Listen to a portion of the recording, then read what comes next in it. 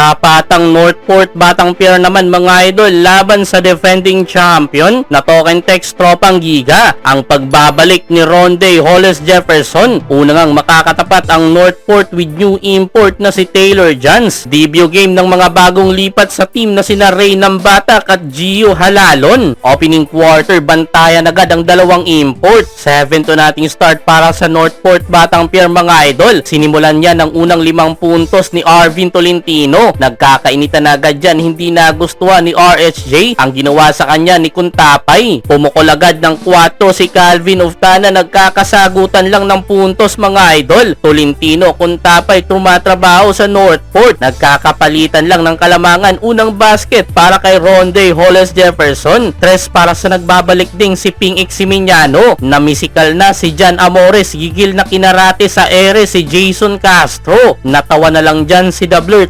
23-22 end of first quarter. Second quarter, dito pinasok na si Gio Halalon pero bahagyang nakaabante ang Token Tex leading by Ronde Hollis Jefferson. Nakapasabit pa ng foul mga idol sa 4 para sa 4 na free throw. Pero sa pangunguna din ang import ng Northport na si Taylor Jans at sa presensya ni Halalon nakabalik agad ang Northport. Tinding mga pasa ang ginagawa ni Gio mga idol sa kanilang import. Calvin Oftana pangalawang 4-point shot. Joshua Monson naman 3 from the corner, dikitan pa rin ang laban. 50-48 end of second quarter. Third quarter, maagang napatimeout ang Northport matapos ang 8-2 run ng Token Tex na nagmula sa tig-4 na puntos nila Ronde Hollis Jefferson at Glenn Cubuntin. Sa tuwing dumidikit ang Northport, doon naman umaarangkada ang katropa. Habang nai-stress na si Coach Bonitan, si Coach Chot naman chillax lang. Paupo-upo lang sa bench mga idol. Hirap mapigilan si RSJ. Kahit i-double team pa, hindi umuubra kay Ronde. 76-69